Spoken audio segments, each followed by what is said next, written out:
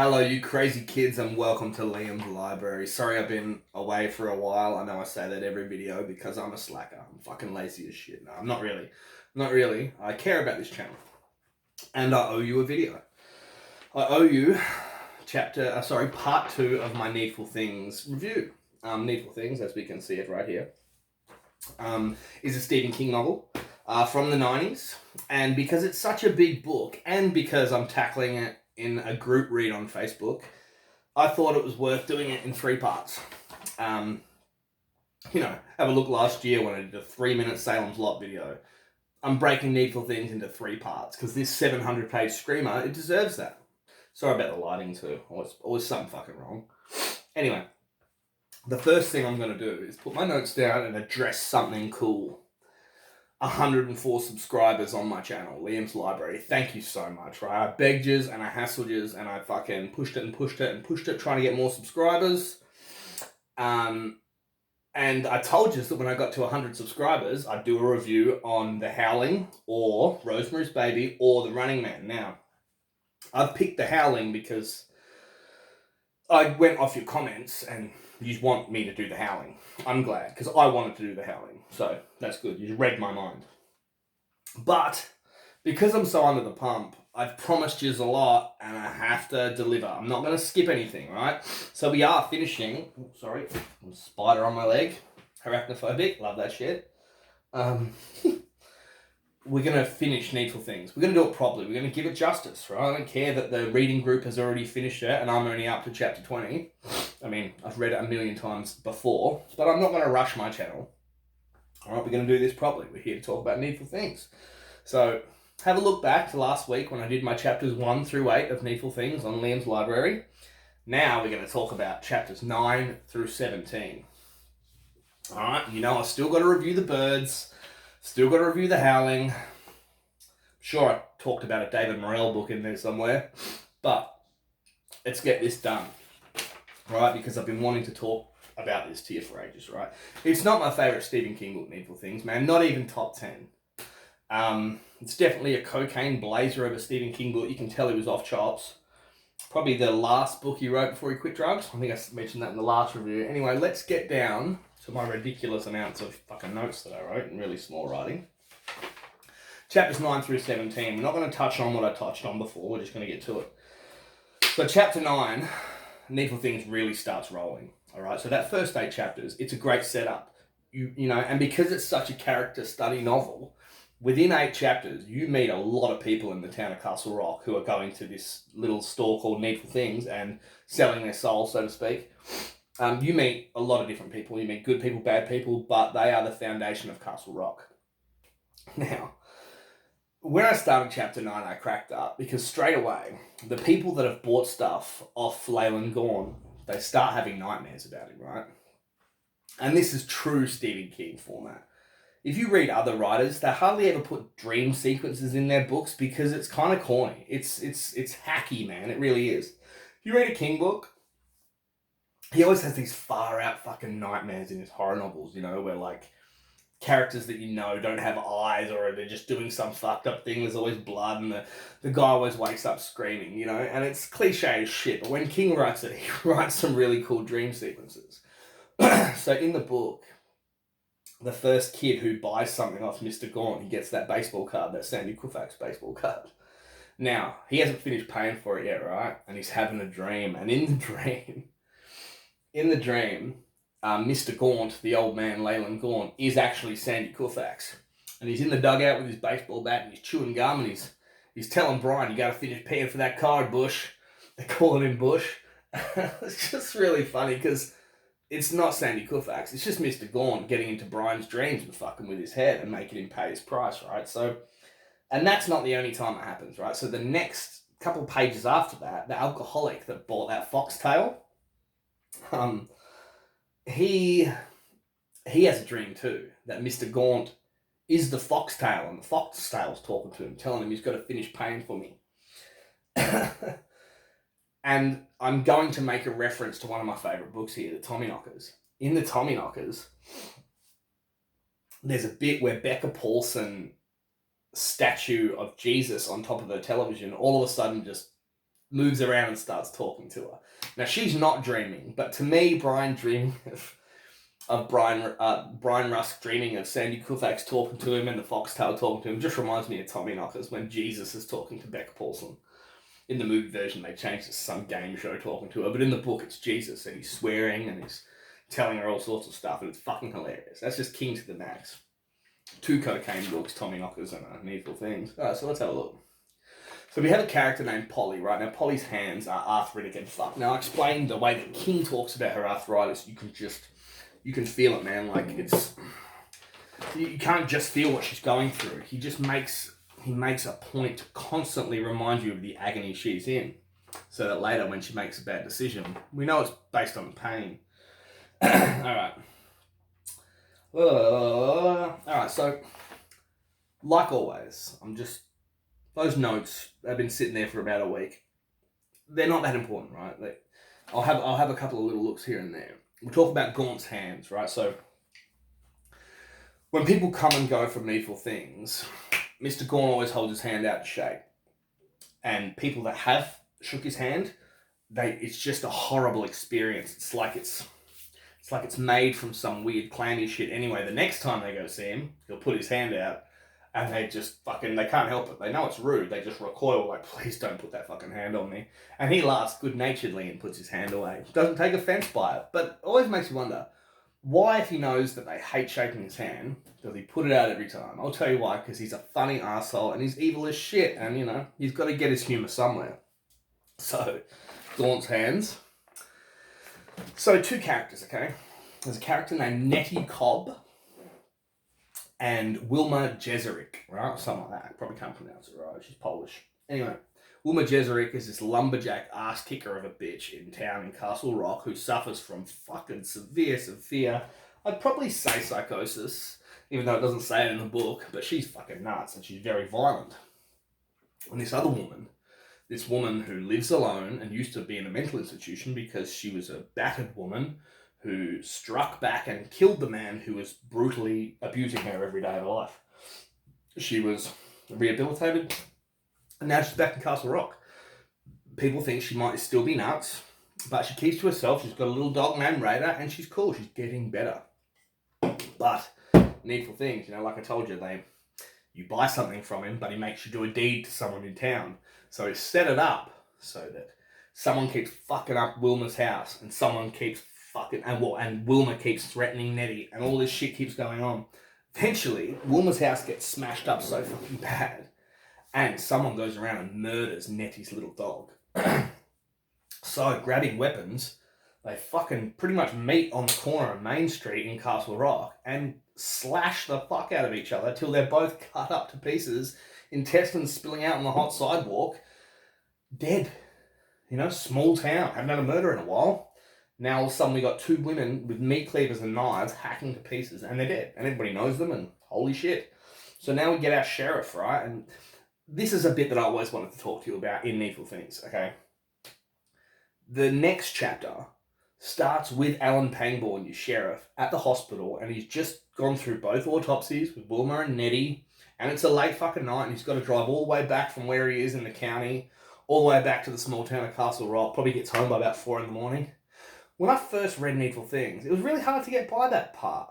I'd read it even a few times. I always got stuck on that bit. I just didn't care about Alan sneaking out for a cigarette and hanging out and going over the crime in his head at the hospital. Yet this time, it took me 2 minutes and I was past it, and the book was fanging along, so, I don't know. Things that trip you up in literature as a kid, you can probably get through it as an adult. Probably goes the other way too. Anyway, so, there's something else I wrote here. I stole that scene, right? My vampire novel I wrote when I was 16. I always thought, because there's a bit in the book where someone corkscrews a dog. And I'm like, man, that's twisted. Where did I get that from? I must have stolen that from somewhere. Thought I stole it from something like Salem's Lot or something. Of course, it's what happens to Nettie Cobb's dog, and I stole it. So when I do the rewrite of my vampire novel, I better take that bit out. Alright, let's have a look. Danforth gets Norris, Nettie woman death, Allen hospital. Okay, so Polly gets a gift. The arthritic lady that's dating the sheriff, she gets a gift, right? Mr. Gaunt gives her this chain, and on the end of it is this small little round silver ball with little holes in it. And she puts it on. It's supposed to help the pain in her hands. It's called an Ascot or an Ascot, whatever. Sometimes it moves, and she thinks, is there something alive in there? And she doesn't like it. But over the next 2 or 3 days, sorry, don't get ahead of yourself, Cleaky, her hands just miraculously start feeling better. And she just, for someone to have that kind of relief, I don't care if it's an old wives' tale or something, she starts believing that this thing that Gorn has given her is helping her. But, like I told you, it's a 3-part video. In the 3rd part, I'll tell you what's in there, because it's my favourite bit of all time, mate. It's my favourite fucking bit. There's something in there. And we find out what it is towards the end of the book, and it's so scary. But I'm not going to jump the gun. I'm just going to make sure that you want to tune into part 3. So in town, there's Baptists and there's Catholics, right? Now, that's another great way for Gaunt to fuck with the people in town. He's just pitting the Catholics against the born-agains and just doing it in such a good way that that's another build-up that I'm not going to talk about here. It'll be in the 3rd part. The 3rd part of Needful Things, when Castle Rock pretty much explodes from fucking one end to the other. They really want to know what's going on then. All right. Kiefer. What would I write Kiefer? Ace, Kiefer. Oh, okay, that's funny. Because, all right, someone comes back to Castle Rock. You ever seen the movie Stand By Me? Corey Feldman and Will Wheaton and River Phoenix, rest in peace. What did I even bring that up for? Yeah, because Kiefer Sutherland plays a character named Ace Merrill, in the book, The Body. In the movie Stand By Me, like I said, Kiefer Sutherland. In Needful Things, he's done a bit of time. He's now a full-blown cocaine addict. And then he picks today to come back to Castle Rock. And the first thing he does is notice the new fucking shop and go and chat to fucking Mr. Gorn. Needful Things. And so, yeah, so the fact that Ace is back in a King book is just huge. Hey, good morning. Ray Nelson. 10 o'clock, people. There you go. Okay, did you know? This is important. This is something I always wanted to talk about, because I guarantee none of you know this, right? Stephen King is greatly influenced by Richard Matheson, the writer from the 50s, 60s, 70s. The horror writer who wrote I Am Legend and The Legend of Hell House and The Incredible Shrinking Man and fucking A Stir of Echoes. Richard Matheson. Richard Matheson, in 1958, wrote a short story called The Distributor. In that short story, a man arrives in a town, and over the next sort of week or so, slowly starts playing pranks and making a little list while he's at home, turning the neighborhood against each other. The white guy against the African American up the street, painting swastikas on walls. People are getting bashed and killed. And in the end, he simply packs up and moves to another town. The Distributor by Richard Matheson. Not so much is it similar, it's the same. It's exactly the same. It really, really is. So The Distributor, Stephen King never said he got the idea Needful Things by Richard Matheson's short story, The Distributor. I know he did. It's just, and it starts off, a stranger comes to town. We get Needful Things. You've been here before. Something's happening. A stranger's come to town. Anyway, so there's this cool bit in the book, right, when Mr. Gaunt sends Ace Merrill on a job for him. He has to drive to this place in this creepy city and pick up Gaunt's car. When he gets there, it's a Tucker. And it's a Tucker Talisman. Now, I Googled this, right, because the Tucker did exist. It is a real car, but there wasn't one called the Tucker Talisman. Anyway, Ace gets there and there's no one there, and it's a creepy place, man. In the end, he picks up the car, and he notices a bit of graffiti spray painted across the wall, and it says, Yog Sothoth rules, right? Now, on my Needful Things page on Facebook, nobody knew who Yog Sothoth was. It's like, he's an elder being from H.P. Lovecraft. He might even be some relation to Cthulhu. I think maybe a different species. He's not as old. Something like that, anyway. So we get a bit of a H.P. Lovecrafty feel. Even though, Gaunt, he's not from space. Anyway. Sorry if this review's a bit all over the place, but I did want to have a bit of fun with it and just talk about it with you, because I'm not going to get rushed. No, okay, so there's a bit in the book There's a bit in this book, Needful Things, where it's like there is nothing in the world that's like as good as having your own car, except maybe for pussy. And it's like, come on, man, do I have to even tell you what that's from? That's from Stephen King's Christine book and film, and there it is in Needful Things. Hey, I don't mind reading stuff like that again. It cracks me up. God, there's a bit, so right. Ace gets back with Gaunt's car. And Gaunt's about to have dinner, and he's like, well, you'll have to excuse me, Ace. I'm about to eat. And then Ace looks down at his hand, and Gaunt has got this big dead rat in his hand. And before he can say anything, Gaunt flips out a big thumbnail that's sharp and yellow, goes down its guts until intestines spew out, and then just shuts the door on Ace. And Ace is like, as he's just like, I couldn't have seen that. That man's not going to eat a fucking rat for dinner. I guarantee he is. He might have been playing a joke on Ace, but I doubt it. I love that bit. He's like, where's that cheese? As he shuts the door and steaming rat guts. So good. Okay, so actors, right? Actors. Now, because I'm not really talking about the Needful Things movie because it's so average, but Alan Pangborn in that movie is played by Ed Harris. Now, Ed Harris is a fantastic actor. Now, the other Castle Rock book that's turned into a movie is called The Dark Half. Now, Alan Pangborn, the sheriff's also in that, but in that movie, Alan Pangborn is played by Michael Rooker. Now, come on. I love Ed Harris and I love Michael Rooker, but who do you want as your Alan Pangborns? Rooker, Pangborn. That's right. You heard me. Rooker for Pangborn, not Harris. So you know what else is funny? As it builds up, people are bashing each other, hurting each other, those two women are dead. Stuff's really getting crazy, right? As it goes on, what was I going to say? Into the funeral. Oh, that's right. He starts selling them guns. So it's like, oh, how clever, they're all just doing tricks on each other. But it's obviously not quick enough for Gaunt because he just starts selling them pistols. And there's some kind of poison in the oil on the bullets. So when people start blasting away at each other, if you only get a graze in the arm, you're still going to die as that poison traces its way through your bloodstream to your heart.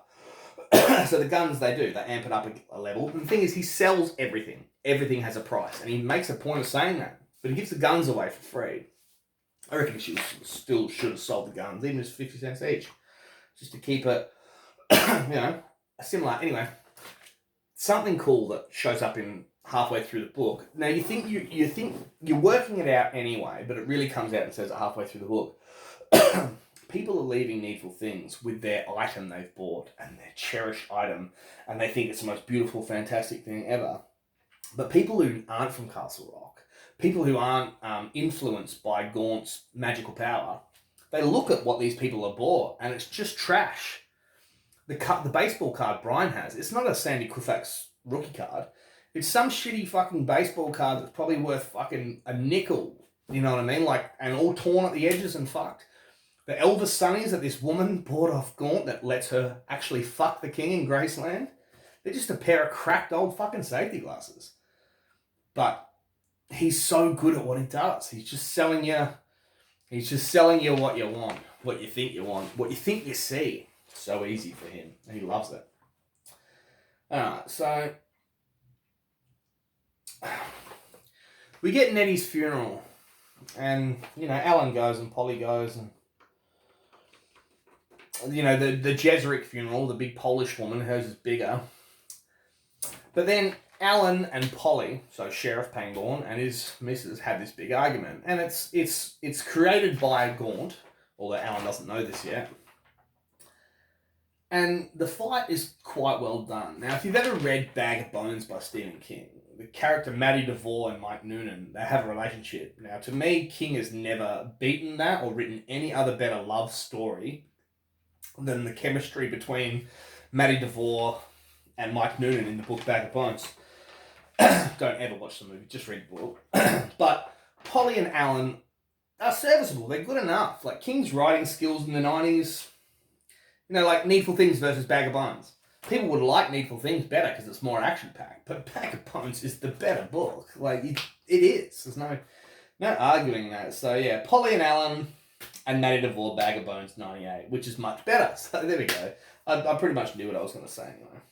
So the local principal is a filthy pedophile, and the speech therapist exposes him.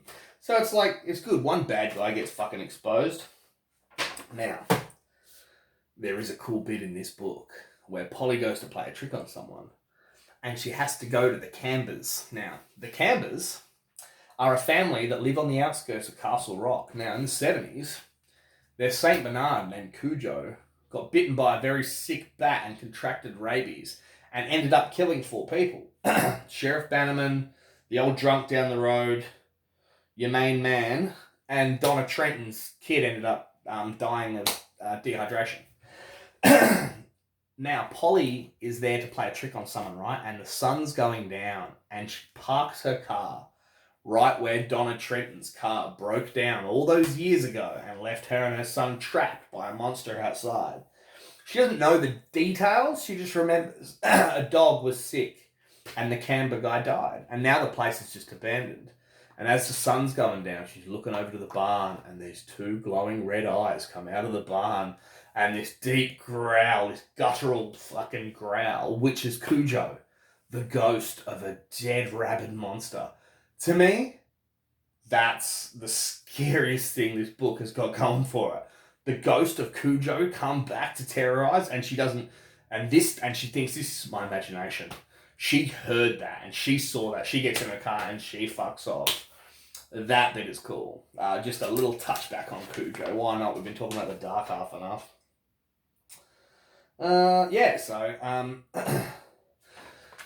Poor young fella, Brian, the first victim of Mr. Gaunt, he ends up contemplating suicide because he feels guilty for his own part in the deaths of the 2 women, right? Because he's the one who threw the fucking rocks through the window at Wilma Jeseric's house. He's the one who really isn't... He's still taken over by the glamour of his baseball card, but he knows Gaunt's evil, and he goes into his garage with his father's gun to kill himself, and succeeds, and ends up telling his little brother just before he blows his head off, just promise me, don't ever go into that shop, Needful Things. It's a bad place. And Mr. Gaunt is a bad man. Blows his head away just after he says, fuck Sandy Koufax, or fuck baseball, something like that. Fucking blows his face off. And it's fucking horrible. Can you imagine how his little brother fucking Sean is feeling about that?